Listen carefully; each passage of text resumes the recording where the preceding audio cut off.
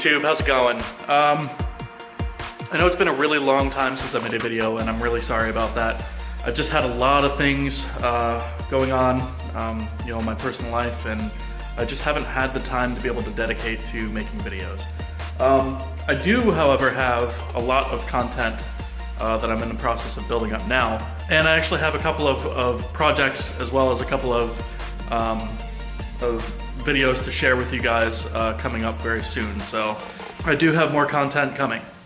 So one thing that I wanted to share with you guys is I recently took on a project. It was something that kind of appeared kind of out of nowhere.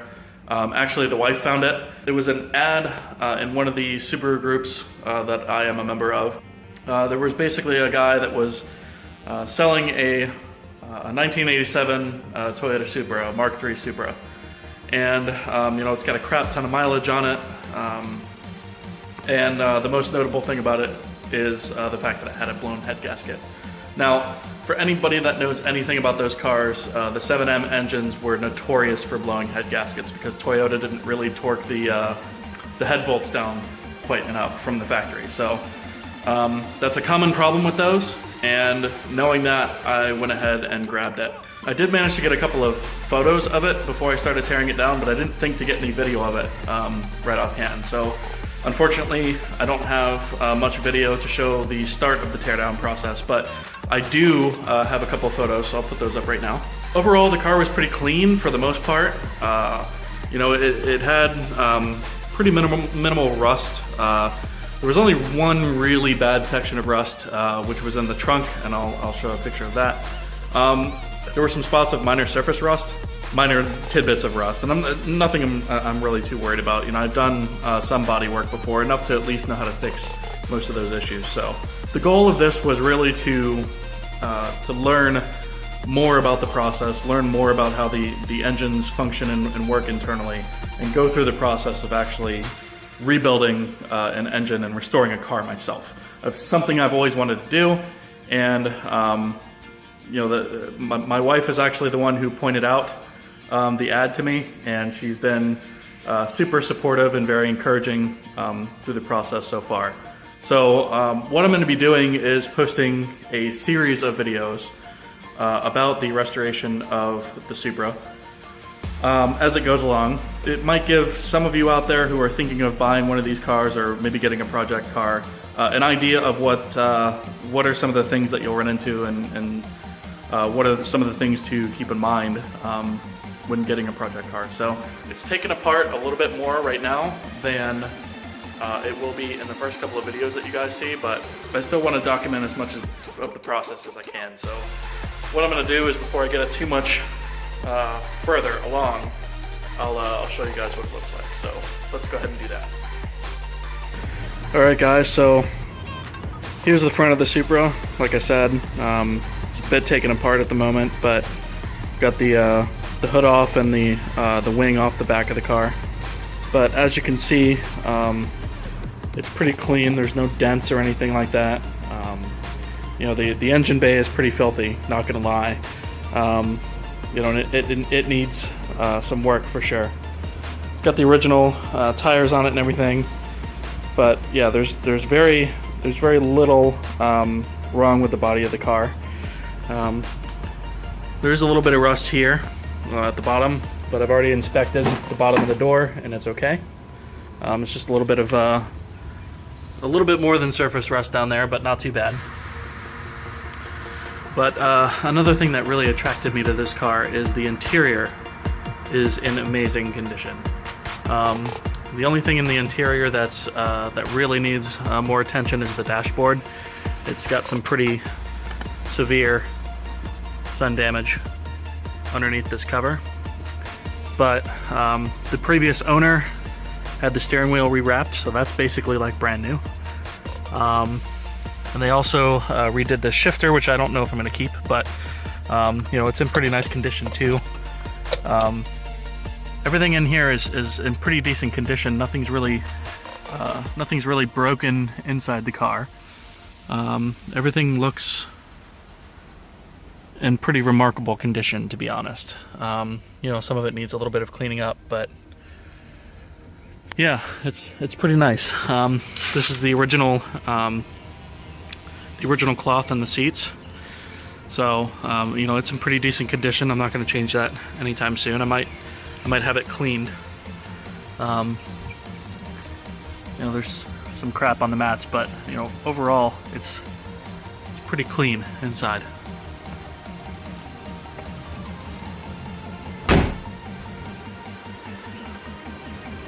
One bit of rust that is concerning is this one here on the boot lid. It's all the way through in a couple of spots. And I've noticed that there's been some water intrusion here. I think this is probably the source of it. And it's probably just run down in here and collected and rotted all this out. So I'm gonna see what I can do. I'm gonna grind away as much of this rust as possible. I've already kind of started that. And see what I have left. And hopefully I can save this piece without any welding, if that's possible. I'm hoping I don't have to weld too much of it. I'm hoping I could just get rid of all the rust and fill it in with fiberglass and then body filler, but we'll see what we have. Around the other side of the car, I was a little bit concerned initially. You'll see I've got this trim piece off. I was a little concerned initially because this was bubbling out, and there's all this rusted stuff on the floor, but it turns out that was from the back of the strip, not the actual body of the car. So the body of the car looks okay. This actually snapped off here, so I'm not sure I'm gonna get that out yet, probably just with pliers or something, but the actual metal on the door itself looks like it's pretty clean, so I think we're okay as far as that goes. There's a couple of other little spots around, like that one. Again, nothing too major, but I want to stop it before it gets major. And again, along the back, this stripping along here is probably going to rip this stuff off, and you know, it flakes off pretty easily. Probably just sand this down and paint it instead of leaving this crappy plastic stuff on here.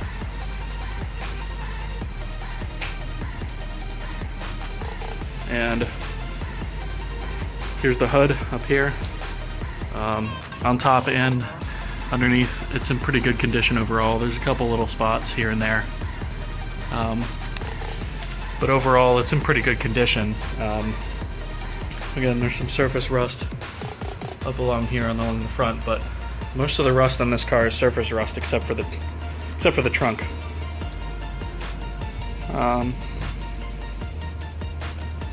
Let me just show you guys real quick the other side.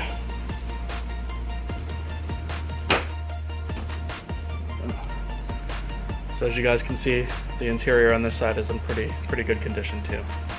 There's still some of the stuff the previous owner left in here I need to get over to him, but the interior of this car is in remarkable shape for its age.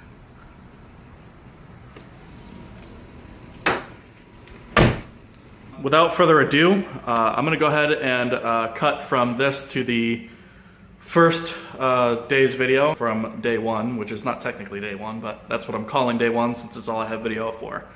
Here's that. Alright, so pretty much that's the end of day one.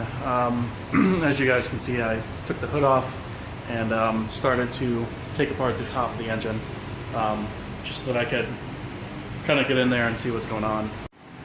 So I found a couple things that concerned me a little bit. One of those things is when I took off the oil cap, I look inside and I see that. I don't really know what that is, but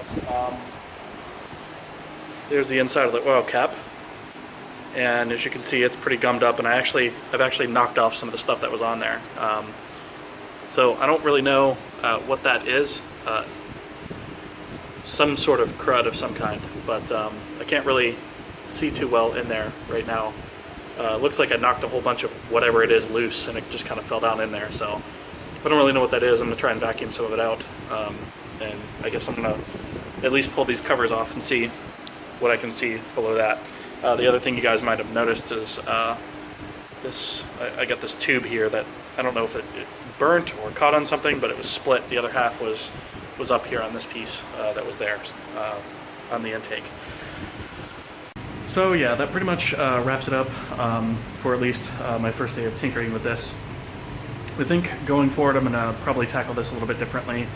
I'm going to set a camera up somewhere in here and try and get some time-lapse video. I meant to do that actually before I even got into this, but I kind of got a little bit excited and just kind of jumped into it without really thinking about it. So yeah, going forward I'm definitely going to try and capture some time-lapse video.